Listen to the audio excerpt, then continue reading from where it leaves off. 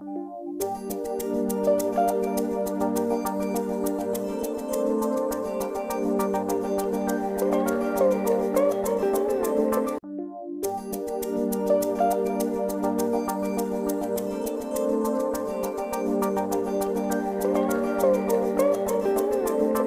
continuing on with my top 30 favorite TV shows of all time, we now come to number 23 on my list of my favorite TV shows of all time. A show that, let's be honest, if there's anything I could thank The Last Airbender for and M. Night Shyamalan, it's the fact that you made me want to check out the actual show and see if it was actually worth making a movie off of. But, yeah, needless to say, it definitely was that. And, Avatar: The Last Airbender. Water. Earth. Fire. Air. Long ago, the four nations lived together in harmony. Then, everything changed when the Fire Nation attacked. Only the Avatar, master of all four elements, could stop them. But when the world needed him most, he vanished. 100 years passed and my brother and I discovered the new Avatar, an airbender named Aang. And although his airbending skills are great, he has a lot to learn before he's ready to save anyone. But I believe Aang can save the world.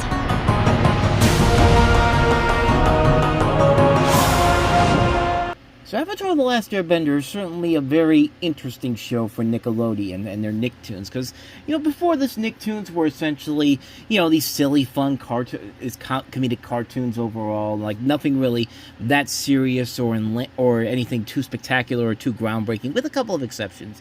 Invader Zim is one of the perfect examples of that, which probably was a little bit ahead of its time when it came out, but Avatar: The Last Airbender definitely felt like a show that was very much inspired by the great shows of the 1990s from Warner Brothers and Bruce Timm, like Batman the Animated Series and Superman the Animated Series, those type of shows in general, and you can definitely tell when you're watching this, but the premise of this is that it is set in a largely Asian-inspired world in which some people can telekinetically manipulate one of the four elements: water, earth, fire, or air. Through practices known as bending, inspired by Chinese martial arts. The only individual who can bend all four elements is the Avatar, and responsible for maintaining harmony among the world's four nations, and serving as the link between the physical and the spirit worlds. The series follows the journey of 12-year-old Aang, the current Avatar, and the last survivor of his nation, the Air Nomads, along with his friends Katara, Sokka, and Toph, as they strive to end the Fire Nation's war against the other nations and defeat Fire Lord Ozaya before he conquers the world. The series also follows Zuko, the exiled prince of the Fire Nation, seeking to restore his lost honor by capturing Aang, accompanied by his uncle Iroh and later his sister Azula. Avatar is presented and animated in a style that combines Japanese anime influences and those of American cartoons, and relying on the imagery and primarily Chinese culture, with various other influences from different East Asian, Southeast Asian, South Asian, North Asian, and indigenous American cultures. And like I said, this was a show that I didn't really catch when it was coming on the air. I mostly saw it right after we got the Last Airbender movie, and I thought the Last Airbender movie looked kind of cool from the trailers, and then you see the movie, and you see that fact that, yeah, M. Night Shyamalan pretty much made that movie because he probably hated the fact that was telling a much better story than anything that he could do with a film in general. I mean, come on, you can't tell me that was a sabotage. That wasn't a sabotage on the show, because when you actually watch the show, you realize that, oh my god, this show is friggin' amazing. And this was another show, like I said, off my radar when it started, but I went to see it. I watched it after The Last Airbender came out, and man, it just made me hate that movie even more than I could possibly imagine. I mean, this movie, that The Last Airbender, was an insult to this show, because this show is fucking amazing.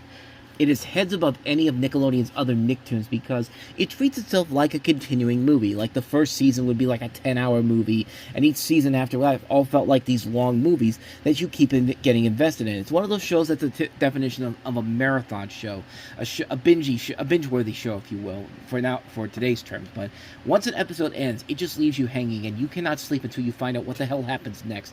And you just keep watching episode after episode. You start until the sun comes up, and you realize, oh shit, I've been watching this show for 40 hours now. I don't know how that's possible, but lo and behold, there it is. But Yeah, I mean, it's that good of a show. It's a show that takes a lot of chances. It takes a lot of risks.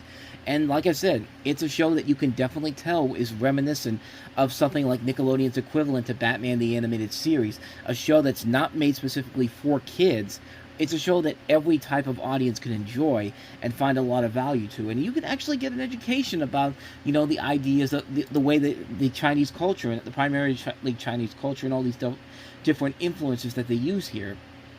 But on top of that, the thing that surprises me the most about this show is the fact that this is done by Michael Dante DiMartino and Brian Konietzko. And for those of you that don't know this, they actually started their careers on Family Guy of all shows. They were writers on Family Guy. I mean, these were animators on Family Guy. They also did they also worked on King of the Hill. They did Mission Hill. These classic '90s adult shows. And then they come over and do Avatar: The Last Airbender, and it's just kind of like, whoa, where the hell did this come? Where the hell did this genius come from? I mean, that's how good this show is. It's a show that takes a lot of people by surprise in so many different ways, in just so many ways of how it's presented. And like I said, it's a show that just keeps you on the edge of your seat with every episode that goes on. Like, you get so invested in every single storyline that takes place here. The animation style is beautiful to look at. It's amazing that this is not an anime at all. Like, it also helps that you have a lot of great characters played by a lot of really good voice actors out there. Aang is very good, played by Zach Tyler Eisen. You've got Mai Whitman and Jack DeSena as Katara and Sokka. Dante Basco is great as Zuko. You got great voice work from D. Bradley Baker, Mako. Greg DeLizzle. Every time I see this woman's name, I cannot say the right name correctly. Grey DeLisle.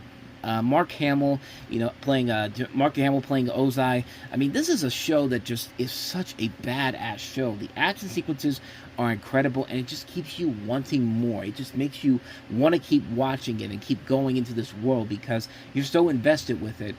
This show is absolutely incredible. I know it's been 20 years since this show has aired, but really, if you have not watched the show by this point, you are missing out on one of the greatest animated shows I have ever seen. This is a show that you really need to see to believe how good it really is. It's amazing how the live-action versions of this continuously insult the intelligence of the audience that made of this show in particular, which is more adult than the actual live-action material made for adults. Like, it's that type of a show. And it's just like what went wrong with those live-action attempts? It's just like, I mean, it's a really fantastic show. I mean, I can't recommend this one enough. Avatar: The Last Airbender, my 23rd favorite TV show of all time. Great show. What more can you say? Great stuff. So there you go. That's my 23rd favorite TV show of all time. If you want to hear what I had to say about Tiny Toon Adventures and Animaniacs last week, check out the video in the corner, check out the previous episodes, and I'll see you guys next week.